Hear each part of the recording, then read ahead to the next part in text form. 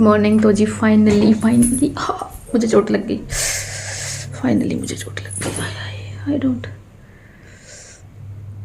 No. चलो छोड़िए। हाँ जी, गुड मॉर्निंग, वेलकम बैक। कैसे हैं आप सब? और फाइनली आज है शादी का दिन।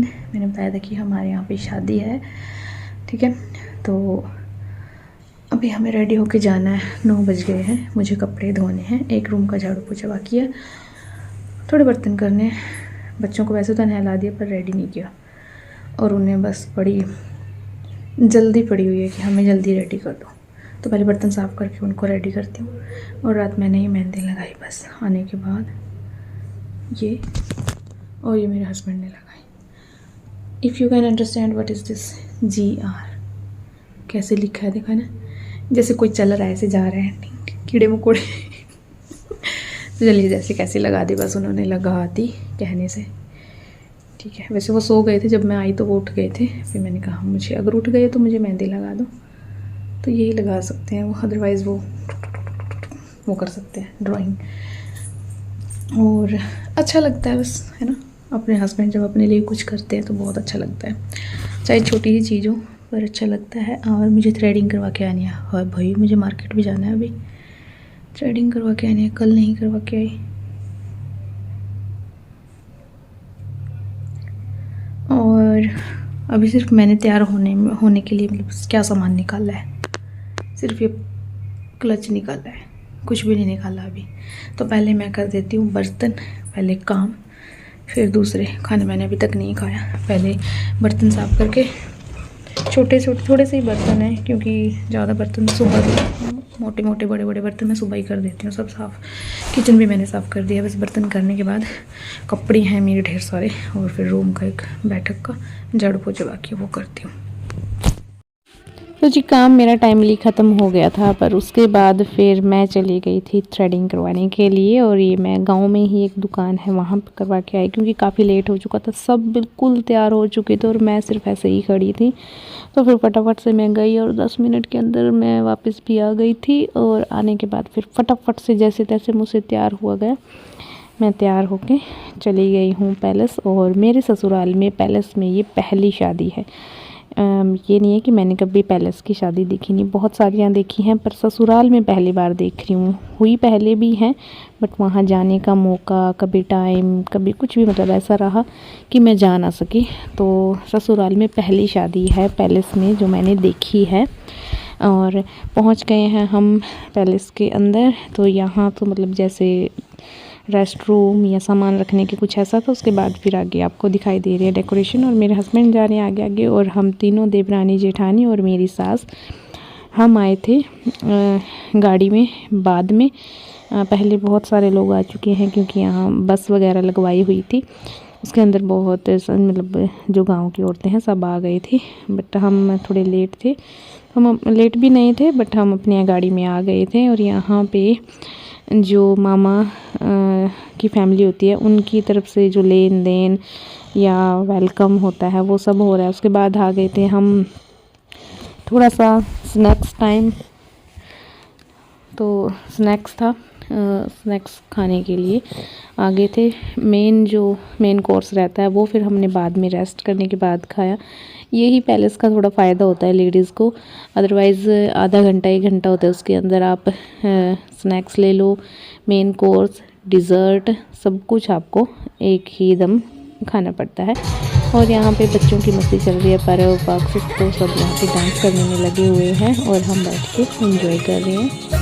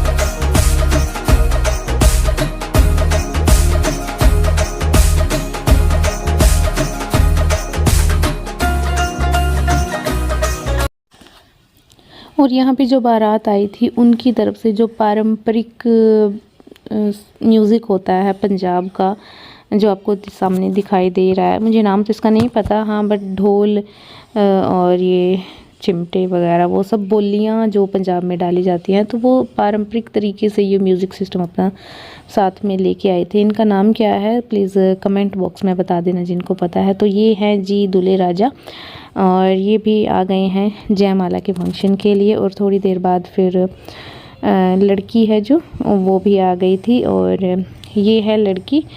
और यहाँ पे जो ये इनका बारात अपना जो ये बाजा वगैरह जो भी लेके आई थी उसी के साथ सारा वेलकम किया गया। रिबन पे भी यही म्यूज़िक चला, मतलब डीजे का म्यूज़िक नहीं ज़्यादा चला, तो यही था। और इसी के साथ जो जयमाला का फंक्शन था वो ही हुआ, और बस यहीं तक हमने ये शादी अटेंड की। जब लड़की स्टेज तक आ गई थी उसके बाद फिर हम भी घर आ गए थे, क्योंकि काफ़ी टाइम हो गया था।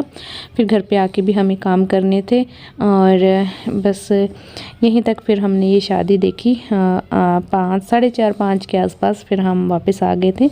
तो ये हैं जी दूल्हा दुल्हन, ये हमारी जो लड़की है ये है, और यहीं तक थी ये शादी। आई होप आपको ये शादी अच्छी लगी होगी। हाँ, ज़्यादा शूट मैं नहीं कर पाई क्योंकि गांव की औरतें होती हैं, सबकी अपनी प्राइवेसी होती है। और बस हमने भी बहुत हंसी मजाक किया, बहुत सारे मुझे अपने सब्सक्राइबर भी मिली, और कुछ डायरेक्ट मिली, कुछ इनडायरेक्ट मिली। मतलब कुछ बोल देते हैं कि हाँ मैं व्लॉग देखती हूँ, अच्छे लगते हैं। कुछ देखते हैं पर वो दूर दूर से सिर्फ बातें करते हैं। तो सब कुछ देखने को मिला, काफ़ी ओपिनियन भी जानने को मिले कि किसके मन में क्या है, कैसा है। बस उसके बाद फिर आ गए हम घर।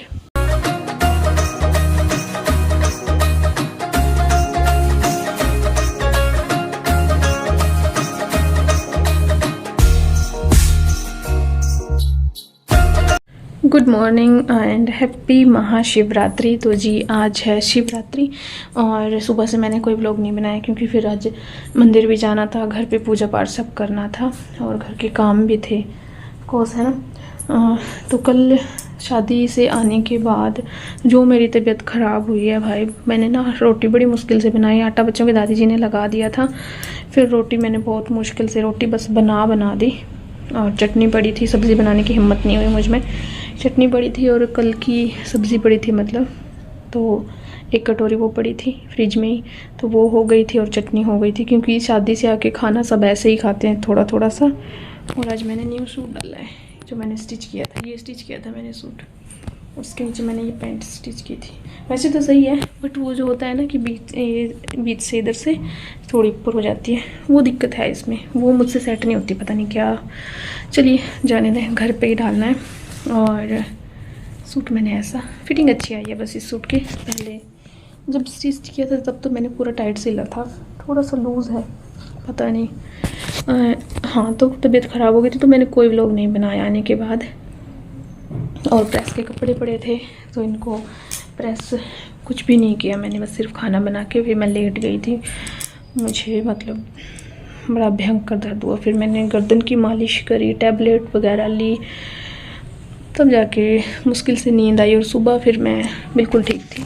तो उठने के बाद फिर मैंने सारे काम किए, अब सिर्फ कपड़े धोना बाकी है, बाकी ऊपर नीचे का झाड़ू पोछा किचन सब साफ़ है। दोपहर को बनाऊंगी कड़ी चावल और रोटी। बच्चों की छुट्टी है तो बच्चे घर पे ही हैं, तो कड़ी चावल, मैं तो कड़ी और रोटी बनाने वाली थी पर उन्होंने बोला चावल बना दो, तो कड़ी चावल बनाऊंगी। बस कपड़े धोने बाकी है तो कपड़े धो देती हूँ, हाथ से धोने के ज़्यादा हैं कपड़े, तो पहले कपड़े धो देती हूँ। और ये कल के कपड़े भी अभी तक ऐसे ही पड़े हैं, मैंने कुछ भी नहीं लगाया। मैं बोल रही हूँ कि आने के बाद मेरी तबीयत बहुत ख़राब हो गई थी। चलिए,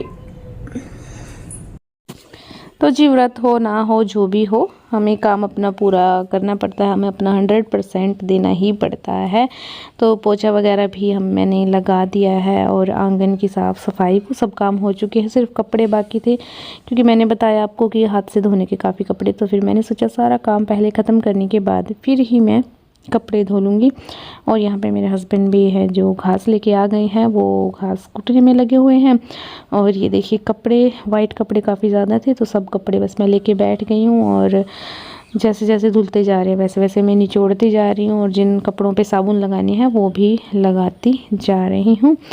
और यही था आज के इस ब्लॉग में। आई होप आपको अच्छा लगा होगा। अच्छा लगा तो प्लीज़ लाइक करना, शेयर करना, कमेंट करना और चैनल पे नए हैं तो चैनल को सब्सक्राइब भी करते जाइएगा। और जो मैंने पूछा है कि उस म्यूज़िक का, उस बाजे का, भांगड़ा तो देखो उसका नाम नहीं है, नाम पता नहीं मुझे क्या होता है, तो प्लीज़ जो उसको जानता है वो मुझे ज़रूर कमेंट बॉक्स में बताना कि उस बाजे का नाम क्या है। हाँ, मुझे ये तो पता है कि ये पंजाब का फेमस कल्चरल म्यूज़िक जो भी होता है वो है, पर नाम मुझे इसका नहीं पता है। ठीक है, तो चलिए यहीं तक था आज का ब्लॉग काफ़ी लंबा हो जाएगा अगर आज का पूरा ब्लॉग कंटिन्यू करूँगी, तो यहीं तक इस ब्लॉग को रखते हैं। अब आपसे मिलती हूँ कल, तब तक के लिए बाय बाय। वीडियो अच्छा लगा हो तो प्लीज़ लाइक करना, शेयर करना, कमेंट करना और चैनल पे नए हैं तो चैनल को सब्सक्राइब भी कर दे जाइएगा। Bye bye, have a good day, thank you for watching.